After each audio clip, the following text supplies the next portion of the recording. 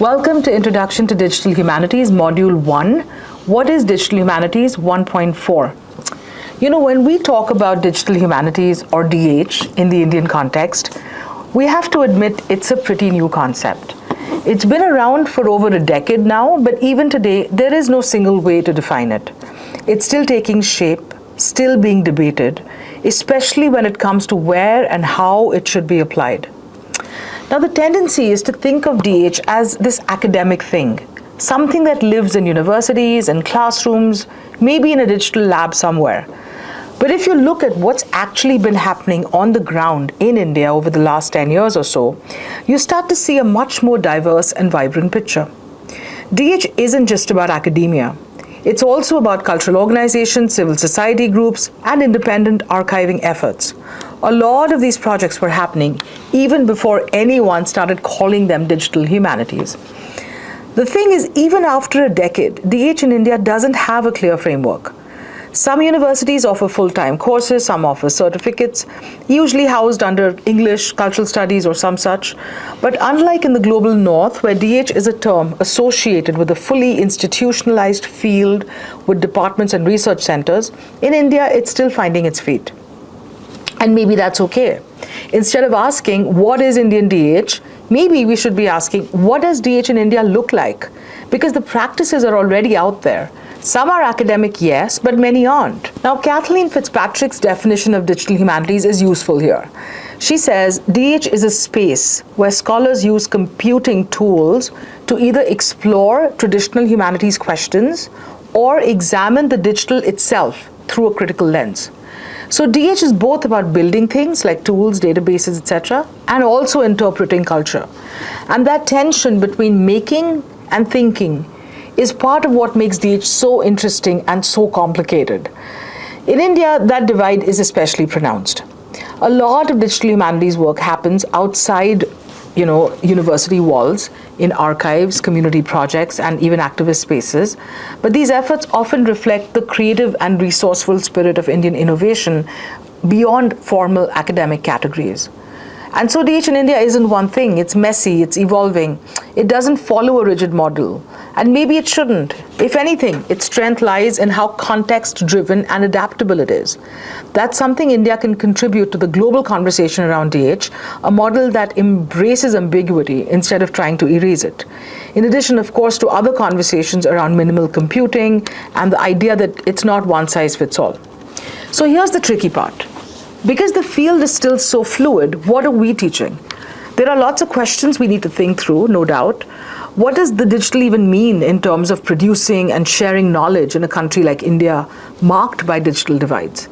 How does computation, algorithmic thinking, digital platforms, networks shape what counts as knowledge? And who gets included or excluded from those processes?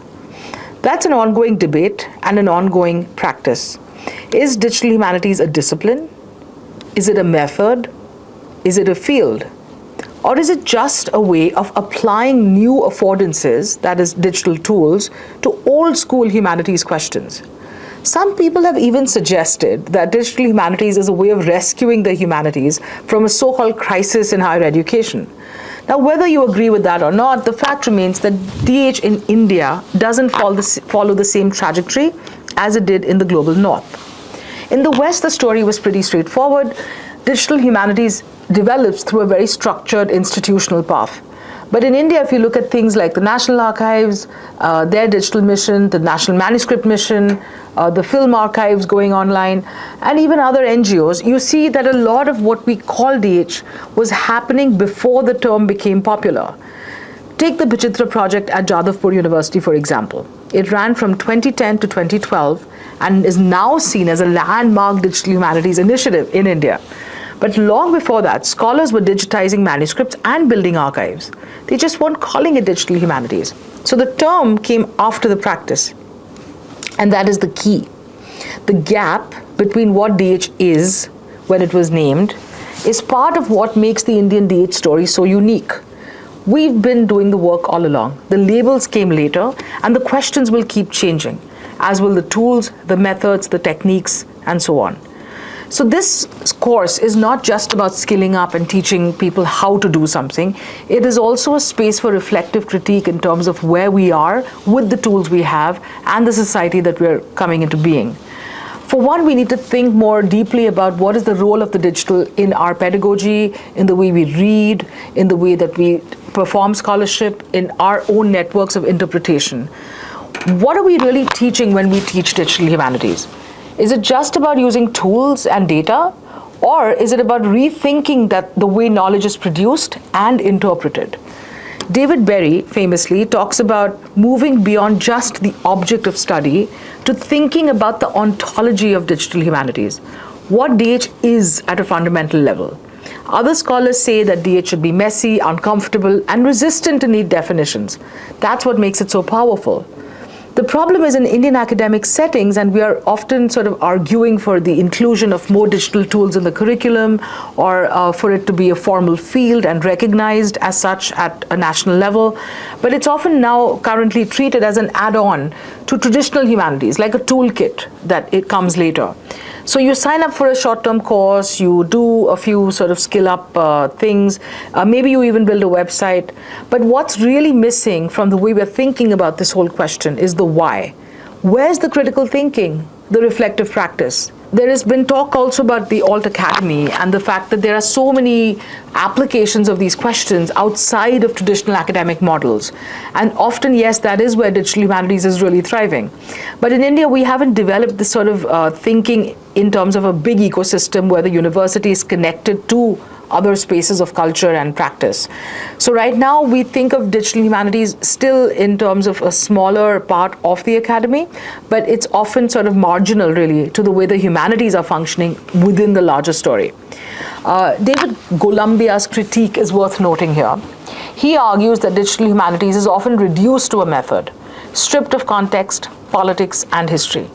He warns that even the terms digital and humanities can be misleading if we don't think critically about what they mean in specific disciplines and also contexts. For instance, we never spoke about the print humanities, right? Now, the term humanities specifically actually meant the study of text, and in some sense, that's what distinguishes it from the social sciences. But we don't really reflect much about that transition from reading on paper to reading on a screen. So if we didn't think about the print humanities, why are we thinking about the digital humanities? We're suddenly forced to rethink how the digital reshapes the foundational ways in which we read. And that's a very, very big shift and deserves some study and reflection.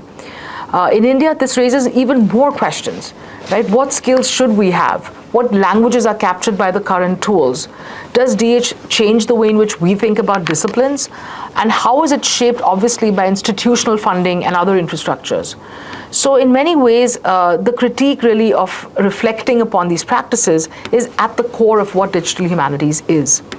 Another critic, Stephen Ramsey, emphasizes the building aspect of digital humanities, the technical, the creative side of it.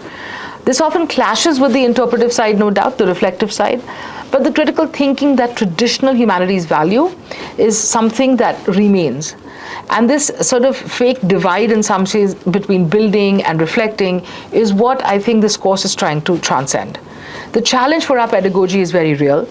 We're not looking to only teach the tools, and the tools will evolve and change, and there will be many, many ways in which students can always get that information as and when they need it. What we want to actually teach in terms of how humanities students have thought and how they hopefully will go ahead and do their business in the world is how to collaborate, how to reflect, and how to think through the implications of the digital in interpretation. Of course, we mean humanities context, so that's texts and authors and those sorts of networks.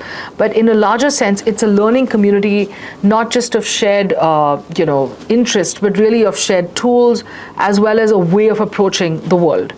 So that requires us to recognize that it's not the technical skills that really make a digital humanities a research area. It is the fact that this research requires a method and also context. So the theory in so many ways of what we're attempting will emerge as the weeks progress, but fundamentally what DH in India really needs is space, and it's the space to experiment, to question, and to evolve. Not as a borrowed derivative model from academic-only spaces, but really as something that comes out of our genuine challenges from the ground up in India, which is rooted in our own context and also perhaps a future possibility. So let's take a step back and look at the big questions that come up in discussions around DH in India. Is DH in India here to save the humanities? Now, this is a utilitarian argument has been floating around, and even though the majority of students in India continue to major in the arts, it is a field that has not had its moment in terms of employability, and there is all this talk about the future being about skills that can be applied. So in some sense, it wouldn't be a bad thing, yes, to pick up some skills along the way, but that's not the only focus of what the DH sort of course is going to be about. If we look really closely, everything in academia is actually changing, not just the humanities. And there is a change in the way we do research, the way we teach, and the way we publish. So in some sense, how can we not update our approaches to the same old material? Research, teaching, and publishing are some of the few sort of aspects that the academy is more concerned about, but the real question isn't just how do we apply these tools to the humanities, but really how do we understand this digital shift? What does it mean for us human beings to be part of this entire being imbricated in the digital in terms of how we produce our own knowledge? And this brings us to how do we teach and how do we study digital humanities in India. We need to look at how the idea of the digital itself is used across disciplines. Scholars working in areas like digital culture, media studies, STS, science technology studies, have long been analyzing technology as an object of study. So meanwhile, DHES uses tools as methods, but there's also the study of digital culture implicit in the digital humanities. And there is no reason to sort of parse the two as separate.